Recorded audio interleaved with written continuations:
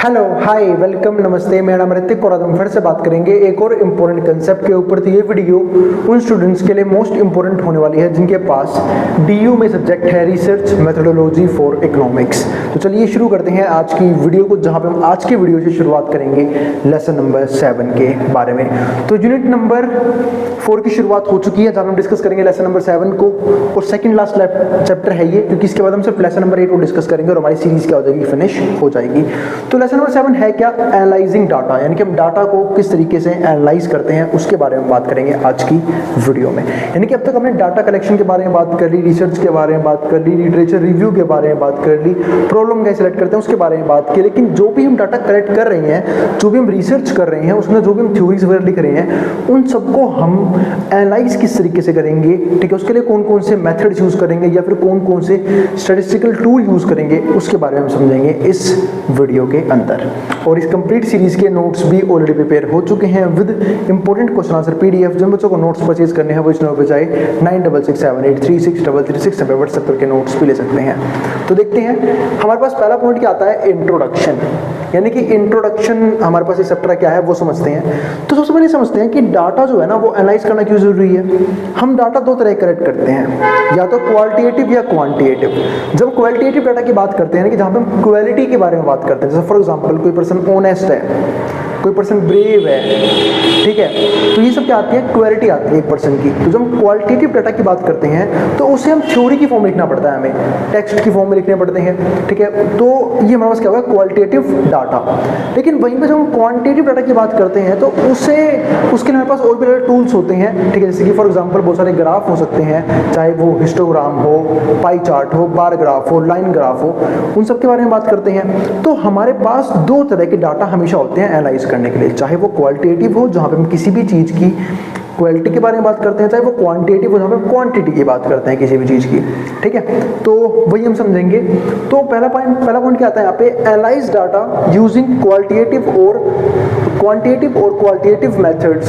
यानी कि हम कोई भी डाटा जब एनालाइज कर रहे हैं तो या तो क्वांटिटेटिव मेजर्स हम यूज करेंगे, मेथड्स यूज करेंगे, या फिर हम क्वालिटेटिव मेथड यूज करेंगे। Major goal of employing data visualization techniques is to make finding simple and straightforward, to comprehend as well as to give vast and complete information. इस बात का मतलब ये होता है कि जब भी हम कोई डाटा एनालाइज करते हैं तो हम इस बात का बिल्कुल ध्यान रखते हैं कि सामने वाले को डाटा इस तरीके से रिप्रेजेंट करना है कि उसको हर एक चीज़ इजीली समझ में आ जाए, ठीक है। दूसरी बात, वहाँ पे प्रॉपर नॉलेज हो उस डाटा के बारे में, यानी कि हर किस्म की जो नॉलेज हम प्रोवाइड करना चाहते हैं तो वो उसे मिल जाए वहाँ पे। तो इस सब चीज़ों का जरूरी क्या है कि हम डाटा को अच्छे तरीके से एनालाइज करें। तो वही चीज़ यहाँ पे आती है, information in a concise and effective manner. और ये भी है कि कंसाइज मैनर भी होना चाहिए, यानी कि ना तो बहुत ज़्यादा लेंथी हो और ना ही बहुत शॉर्ट हो। यानी कि लेंथी भी इतना ना हो कि जो पढ़ने वाला है वो बोर हो जाए या फिर उसका टाइम वेस्ट हो। दूसरा, इतना छोटा भी नहीं होना चाहिए, इतना शॉर्ट भी नहीं होना चाहिए कि बहुत सी यूजफुल इंफॉर्मेशन उसके हाथ से निकल जाए। तो उन चीज़ों का ध्यान रखा जाता है जब हम डाटा को एनालाइज करते हैं। तो अब इसके बाद क्या आता है, 4 जनरल मेथड्स हैं for conveying and displaying the analyse data. यानी कि अगर हमने एक बार एक डाटा कन्वे कर लिया या फिर एनालाइज कर लिया तो उसको रिप्रेजेंट करने के लिए हमारे पास क्या होते हैं, 4 मेथड्स होते हैं। अब वो 4 मेथड्स कौन कौन से हैं, पहला क्या आता है हमारे पास यहाँ पे टेक्स्ट, कि आप थ्योरी की फॉर्म में लिख दो, जो मेरे हिसाब से थोड़ा सा बेकार मेथड मानता हूँ मैं, पर है मेथड तो है बेकार इसलिए क्योंकि जनरली आज के टाइम पे लोगों को ना थ्योरीज पढ़ना भी इतना पसंद नहीं आता है ना, बुक्स इतनी पढ़नी पसंद नहीं आती, ठीक है। कोई ना कोई आपको बस कहानी सुना के भेज दे वो पसंद आता है, ठीक है। यानी कि हर चीज़ क्या चाहिए, ईजी वे में चाहिए। और वो ईजी वे में क्या होता है कि भाई कोई आके आपको बता के चला जाए, ठीक है, समझा के चला जाए, आपको याद हो जाएगा, ठीक है। लेकिन आपको किसी भी तरह की बुक्स नहीं पढ़नी, ठीक है, नोट्स नहीं पढ़ने। वही चीज़ें यहाँ पे हैं कि भाई जो टेक्स्ट है ना, जो टेक्सुअल फॉर्मेट है वो आजकल बहुत लोगों को कम समझ में आता है या फिर कम पढ़ते हैं। दूसरा, टेबल्स, हाँ ये एक अच्छा मेथड माना जाता है, यानी कि टेबल की फॉर्म में, यानी कि नंबर से हम बहुत जल्दी रिलेट करते हैं। तो जो टेक्स्ट है, सॉरी जो टेबल्स हैं वो एक इजी और मेथड है डाटा को एनालाइज और कन्वे करने का। इसके अलावा हमारे पास ग्राफ से तो और अच्छे मेथड्स हैं जहाँ पे हम अलग अलग ग्राफ्स के बारे में पढ़ते हैं, चाहे वो हिस्टोग्राम हो, बार ग्राफ हो, पाई चार्ट हो, लाइन ग्राफ हो, फ्रीक्वेंसी पॉलीगन हो। दुनिया भर के ग्राफ आप लोगों ने 9th की सेट्स में पढ़े थे और 11th की सेट्स में तो काफ़ी डीप में पढ़े होंगे, खासकर उन बच्चों का जिनके पास कॉमर्स होगी या फिर इकोनॉमिक्स होगी, है ना, क्योंकि वहाँ पे तो उन्होंने पूरी की पूरी बुक पढ़ी है सिर्फ स्टैटिस्टिक्स के बारे में, जहाँ पे हमने हर एक टाइप के ग्राफ को डिस्कस किया था। ठीक है, इसके अलावा क्या आता है, स्टैटिस्टिकल मेजर्स, हम उसके बारे में बात करते हैं। ठीक है, कि ये भी तरीका होता है डाटा को अच्छे तरीके से रिप्रेजेंट करने का, जहाँ पे हम अलग अलग मेजर्स, मीन, मोड, मीडियन, ठीक है, वेरिएंस, कोरिलेशन, इन सब के बारे में बात करते हैं। तो ये 4 मेथड है किसी भी एनालाइज डाटा को कन्वे करने का या फिर डिस्प्ले करने का। इसके बाद क्या आता है हमारे पास यहाँ पे, टेक्स्ट। अब ये करके हमें हर एक फॉर्म पढ़ना है, तो पहले टेक्स्ट डिस्कस करेंगे, फिर tables, then graph, then statistical measures.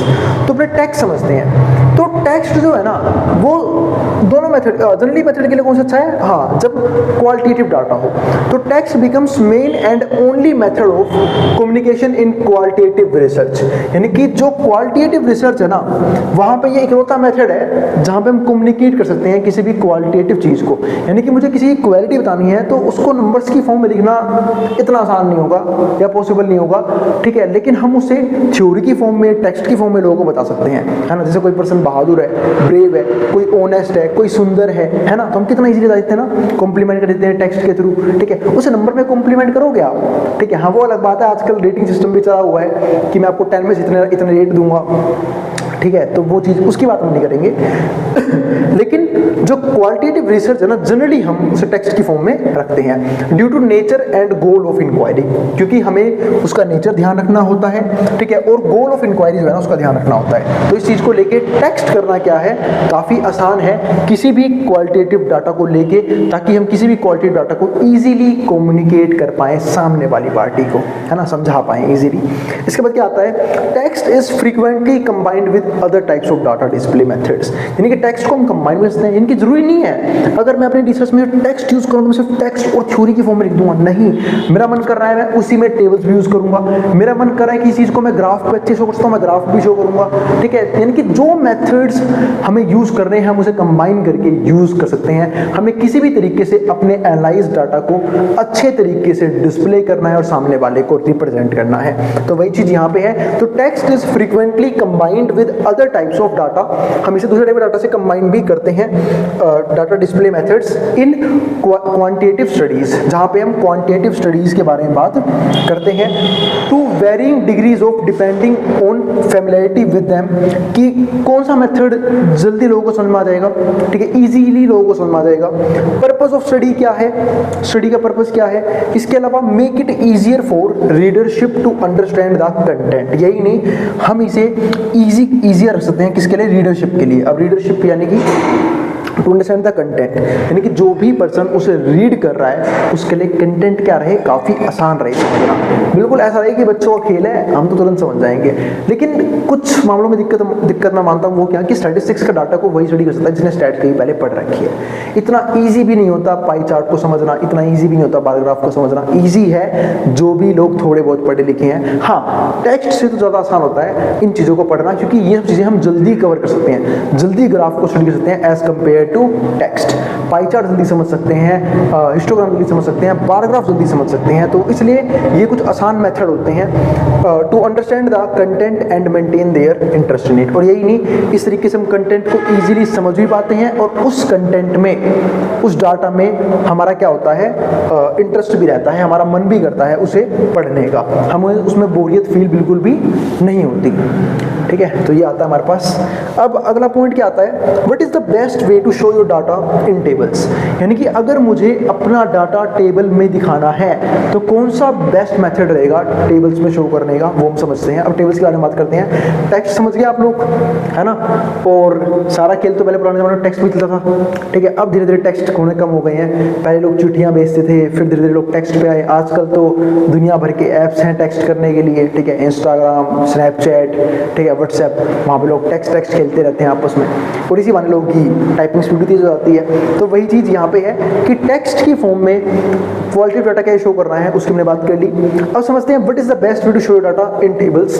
तो टेबल्स क्या होते हैं, structure tables are most popular way of displaying analyse data, यानी कि जब हम एक स्ट्रक्चर टेबल बनाते हैं किसी भी एनालाइज डाटा के लिए, ठीक है, उसको डिस्प्ले करने के लिए, तो एक बहुत बढ़िया भी माना जाता है। Aside from text they can help to clarify language, ठीक है। अगर हम टेक्स्ट के अलावा ये भी बनाएं तो ये उस लैंग्वेज को क्लियर कर देते हैं, क्लैरिफाई कर देते हैं, ईजी कर देते हैं। Give visual relief and provide as a fast reference point, और ये एक फास्ट रेफरेंस पॉइंट ही माना जाता है। जैसे बचपन में तो था कि हम लोगों को बुक्स में, कहानियों वाली बुक्स, कॉमिक्स या फिर ऐसी बुक्स जहाँ पे पिक्चर ज़्यादा होती थी हम उससे रिलेट करते थे। सेम ऐसे हम डाटा को स्टडी कर रहे होते तो हम ग्राफ से बहुत ज़्यादा रिलेट करते हैं।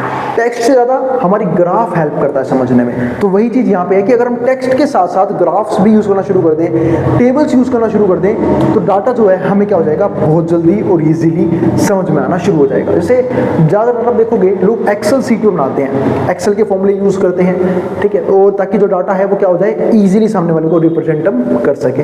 वो भी क्या है, टैबुलर फॉर्म ही तो है, एक्सेल सीट पे टेबल्स ही बनाई जाती हैं। तो वही चीज़ यहाँ पे है। अ table is made up of 5 parts. Table को हम 5 पार्ट में बनाते हैं। पहला टाइटल लिखना कि टाइटल में क्या क्या चीज़ें होंगी, कौन कौन चीज़ों में इंक्वायरी किया, डाटा कलेक्ट किया है, और उसके जो नंबर्स हैं वो भी सकते हैं टेबल। दूसरा कॉलम हेडिंग्स, ठीक है, कॉलम, हर एक कॉलम के अपने हेडिंग बना सकते हैं। जैसे फॉर एग्जांपल अगर मान लेते हमने किसी सोसाइटी घर में इंक्वायरी की है तो पहले कॉलम मान लेते नाम आ जाएगा, ठीक है, या फिर मान लो आप सीरियल नंबर आ गया, फिर नाम आ गया, ठीक है, हमें उसकी एज पता लगानी है तो एज पता लगा ली, कॉन्टैक्ट नंबर पता लगा लिया, education qualification, salary, income level, इन सब का पता हम अलग अलग कॉलम्स में डाल सकते हैं। तो कॉलम हेडिंग हो सकती हैं इस तरीके से। तीसरा बॉडी, जो सेल्स होते हैं उसमें हर एक चीज़ हम भर सकते हैं इनके बारे में। फोर्थ फुटनोट्स और सप्लीमेंट्री नोट्स, हम फुटनोट्स भी बना सकते हैं आखिरी में, सप्लीमेंट्री नोट्स कि अगर कुछ एक्स्ट्रा इन्फॉर्मेशन में डालनी है तो वहाँ पे डाल सकते हैं। इसके अलावा स्टब, अगर मुझे वेरिएबल्स यूज़ करनी है तो उसके लिए हम अलग अलग स्टब भी यूज़ कर सकते हैं। तो ये सब क्या है, टेबल के 5 पार्ट हैं जिनके जरिए हम किसी भी डाटा को टेबुलर फॉर्म में रिप्रेजेंट करते हैं सामने वाले को। अब इसके बाद क्या आता है, tables are classified according to variables. Tables को हम हमेशा अकॉर्डिंग टू वेरिएबल क्या करते हैं, क्लासिफाइड करते हैं। पहला आता है हमारा यूनिवेरिएट, यूनिवेरिएट यानी कि जहाँ पे सिंगल वेरिएबल यूज हो पूरे डाटा के अंदर। दूसरा क्या होता है, बाईवेरिएट, बिल्कुल सही, 2 वेरिएबल यूज कर लेंगे। और तीसरा क्या होता है, मल्टीवेरिएट यानी कि मल्टीपल वेरिएबल्स यूज कर सकते हैं। और इस तरीके से हम अपनी इंफॉर्मेशन सामने वाली पार्टी को कन्वे करते हैं। अब इसके बाद हमारे पास क्या आता है, how to utilise several types of graphs to display your data. आहा, सबसे बढ़िया मेथड, यानी कि ग्राफ की हेल्प से हम कैसे शो कर सकते हैं अपने डाटा को, जहाँ पे अभी हम सिर्फ और सिर्फ हिस्टोग्राम के बारे में बात करेंगे, बाकी हम बात करेंगे नेक्स्ट वीडियो में, है ना। चैप्टर ही फिनिश नहीं हुआ है। देखते हैं डाटा किस तरीके से ग्राफ की फॉर्म में शो होता है। तो हिस्टोग्राम हम सबको पता है चिपक चिपक के बनता है इस तरीके से। पहले थ्योरी से पहले यही समझ लेते हैं। अभी हमारा एक हिस्टोग्राम है, यहाँ पे मैंने बात की है मार्क्स कितने आए बच्चों के। मान लेते हैं मैथ्स के मार्क्स आए, ठीक है, और 40 का नंबर का टेस्ट था, देखते हैं किसे कितने आए। तो हमने ऐसे बना लिया 10 से 15, 15 से 20, 20 से 25, 25 से 30, 30 से 35, 35 से 45। ये क्लास इंटरवल भी हो सकता है ना। 10 से 15 इसको बोलते हैं क्लास इंटरवल। 10 से 15, 15 से 20, 20 से 25, 25 से 30 और 30 से 35, है ना। फिर आप यहाँ पे क्या कर दोगे, फ्रीक्वेंसी डाल दोगे 30 से 35, यहाँ फ्रीक्वेंसी ऐड ऑन कर दोगे कि भाई पहले में 10 था, 15 था, जो भी था फ्रीक्वेंसी यहाँ पे आ जाएगी, ठीक है। इनको बोलते हैं लोअर क्लास इंटरवल, इनको बोलते हैं अपर क्लास इंटरवल। आप लोगों ने बहुत बचपन में चीज़ जरूर पढ़ी होगी, ठीक है। अब अगर हम इसके बारे में आगे समझते हैं इस डाटा के बारे में, तो इसको हमने रिप्रेजेंट कर दिया। ये हमने क्या बनाया, इसे बोलते हैं किंक। किंक यानी कि जब भी हमें अपने ग्राफ का स्केल चेंज करना होता है हम किंक बोलते हैं उसे। जैसे स्टार्टिंग में देखो गैप कितने का है, 0 से 10, फिर क्या है 10 से 15, 15 से 20, यानी कि यहाँ पे 10 का गैप है, फिर 5 का गैप है, फिर 5 का, फिर 5 का, फिर 5 का। तो जब हम स्केल चेंज करते हैं तो हम किंक यूज जरूर करते हैं उस एक्सेस पे, ठीक है। ऊपर सब कुछ सही है। तो अब यहाँ पे देखो 10 से 15 में फ्रीक्वेंसी थी 20, यानी कि वो बच्चे जिनके 40 में से मात्र 10 से 15 के बीच में मार्क्स आए हैं, ऐसे कितने बच्चे हैं, 20 बच्चे हैं, ठीक है, जिनको मैथ का नाम सुन के ही रोना आता है, आत्मा रूह कांपती है उनकी। 15 से 20 के बारे में बात करेंगे तो ऐसे कितने बच्चे हैं, 25 बच्चे हैं। 20 से 25 की बात करें तो कितने हैं, 30, यानी कि एवरेज स्टूडेंट मान लो आप। 25 से 30, 20 बच्चे हैं। 30 से 35 15 हैं, और 35 से 40 यानी कि जो टॉपर्स जिनको हम कह सकते हैं, ये सिर्फ 5 बच्चे हैं। इस तरीके से हमने क्या बना दिया, हिस्टोग्राम बना दिया। और हिस्टोग्राम हमेशा यूँ बनता है चिपक के, बिल्कुल ऐसे यूँ। बार ग्राफ जो है ना बनता वो भी बार की फॉर्म में ही है, पर बार ग्राफ के बीच में गैप्स होते हैं, हर एक बार के बीच में गैप्स होते हैं, है ना। बार ग्राफ के बारे में बात करेंगे नेक्स्ट वीडियो में, लेकिन ये हमारा क्या था, हिस्टोग्राम था सिंपल सा। तो हिस्टोग्राम हमारा क्या होता है, histogram is a short of bar chart that display the frequency distribution. तो ये दिखाता है कि फ्रीक्वेंसी डिस्ट्रीब्यूशन कैसे होती है कॉन्टिन्यूस डाटा की, इसको बोलते हैं कंटिन्यूस डाटा। अब ये कॉन्टिन्यूस डाटा है, इनकी फ्रीक्वेंसी मैं साइड में लिख सकता था, उसे मैंने ग्राफ में दिखा दिया, ठीक है। तो जब हम किसी भी कंटिन्यूस डाटा की फ्रीक्वेंसी को ग्राफ पे दिखाते हैं तो उसे क्या बोलते हैं, हिस्टोग्राम बोलते हैं, ठीक है। Using bars to represent statical information, ताकि हम जो भी स्टैटिकल इंफॉर्मेशन है वो शेयर अपनी कर पाए। तो it denotes the number of observations, यहाँ पे नंबर ऑफ ऑब्जर्वेशंस भी आते हैं, ठीक है, that fall inside a given range of value, कि जो एक गिवन रेंज ऑफ वैल्यू है, यहाँ पे हमारे पास कितने लोग अवेलेबल है। जैसे फॉर एग्जांपल 10 से 15 में 20 थी फ्रीक्वेंसी, तो ये क्या हो गया कि इस रेंज में, यानी कि 10 से 15 के बीच में जो मार्क्स आए हैं बच्चों के, वो कितने आए हैं, 20 बच्चों के मार्क्स आए हैं, ठीक है। तो वही चीज यहाँ पे है, it denotes the number of observations that fall inside a given range of values, refer to as a class और बिन, इसे हम क्लास और बिन के नाम से जानते हैं। तो ये हमारा था क्या कंसेप्ट, जहाँ पे मैंने आप लोगों को ये समझाया कि जो हिस्टोग्राम है वो किस तरीके से क्रिएट किया जाता है किसी भी टॉपिक के ऊपर। बाकी डिफरेंट और भी टाइप के ग्राफ हैं, पाई चार्ट डिस्कस करना है, बार ग्राफ डिस्कस करना है, सबको हम डिस्कस करेंगे अपकमिंग वीडियो में। तो मिलते हैं अगली वीडियो में जहाँ पे हम डिस्कस करेंगे इसका नेक्स्ट टॉपिक। और उम्मीद है आपको सारे टॉपिक्स ईजिली समझ में आ रही हैं। फिर भी कोई भी डाउट रह गया हो, कोई भी क्वेरी हो, कोई भी सजेशन हो, आप कमेंट बॉक्स में कमेंट कर सकते हैं। मैं क्वेरीज को सॉल्व करने की पूरी कोशिश करूंगा। अब मिलेंगे अगली वीडियो में जहाँ पे हम बात करेंगे इसके नेक्स्ट कंसेप्ट के बारे में। और अगर भाई वीडियो पसंद आए तो वीडियो को लाइक जरूर करना और चैनल को सब्सक्राइब कर देना और उन दोस्तों में शेयर भी कर देना जिनका एग्जाम होने वाला हो सेम सब्जेक्ट का। अब जिसको जो उतारना है वो उतार सकता है, और नोट्स के लिए आप इस नंबर पर व्हाट्सएप के नोट्स भी ले सकते हो, तो उतार लो।